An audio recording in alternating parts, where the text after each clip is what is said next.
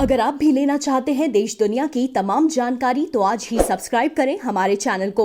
साथ ही नीचे दिए बेल आइकन को जरूर दबाएं ताकि हर अपडेट आप तक पहुंच सके। नमस्कार, साक्षी न्यूज नेटवर्क के खास कार्यक्रम विश्व खबरों में आप सभी का स्वागत है। बलूचिस्तान में पाकिस्तान की ओर से किए जाने वाले अत्याचारों के खिलाफ दुनिया भर में आवाज बुलंद करने वाली सामाजिक और राजनीतिक कार्यकर्ता करीमा बलूच की हत्या किसने की, क्यों की, इन सवालों के जवाब सभी को पता है।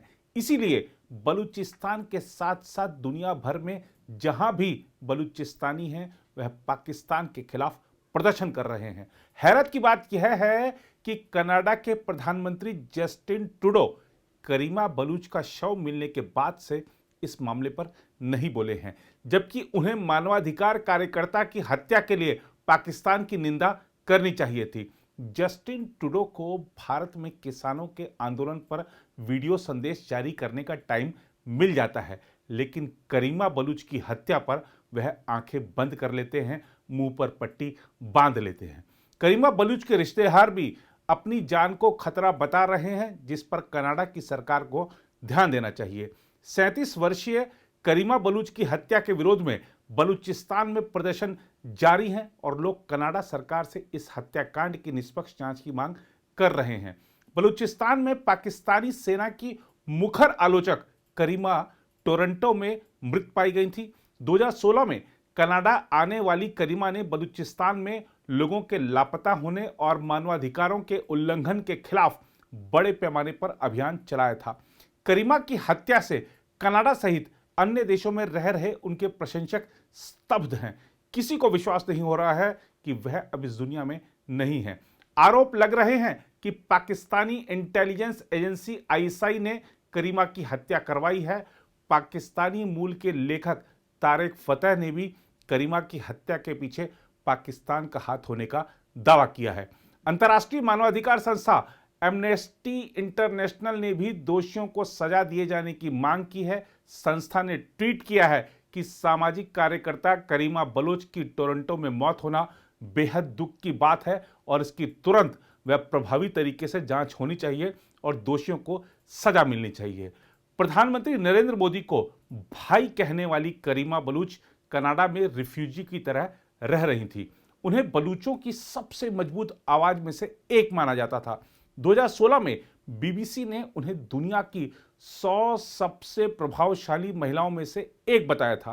कनाडा में रहते हुए भी वह सोशल मीडिया पर पाकिस्तान सरकार और सेना की ओर से बलूचिस्तान में किए जा रहे अत्याचारों पर लिखती रहती थी।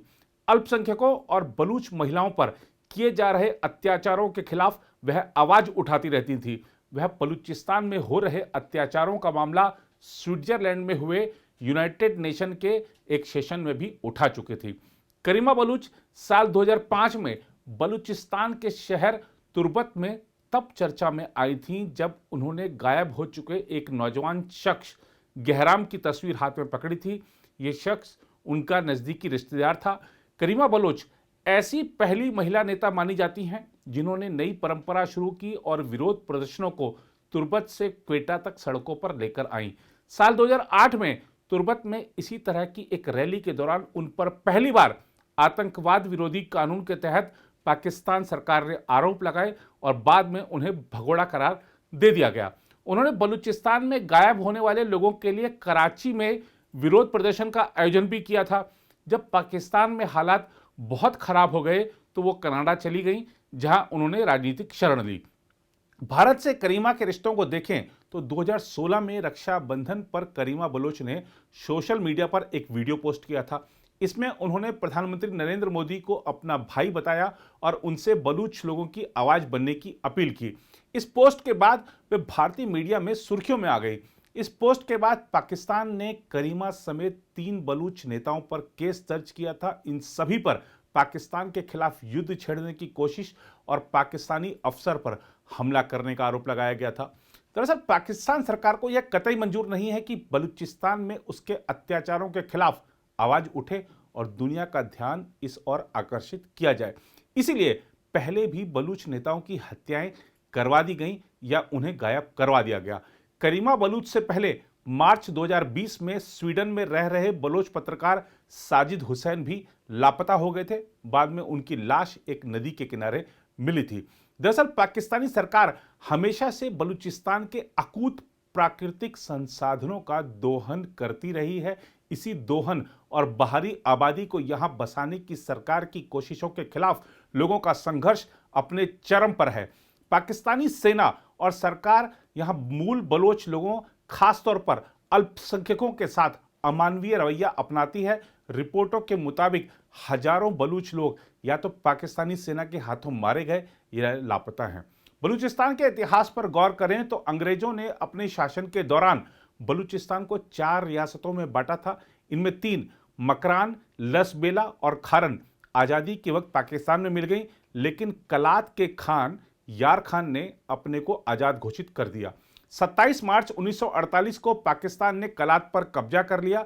उसके बाद से ही पाकिस्तान के खिलाफ अलग अलग दौर में अलग अलग मुद्दों को लेकर लगातार बलूचिस्तान का पाकिस्तानी सरकार और सेना से संघर्ष चलता रहा है। देखा जाए तो बलूचिस्तान आज भी पाकिस्तान का सबसे गरीब और सबसे कम आबादी वाला इलाका है।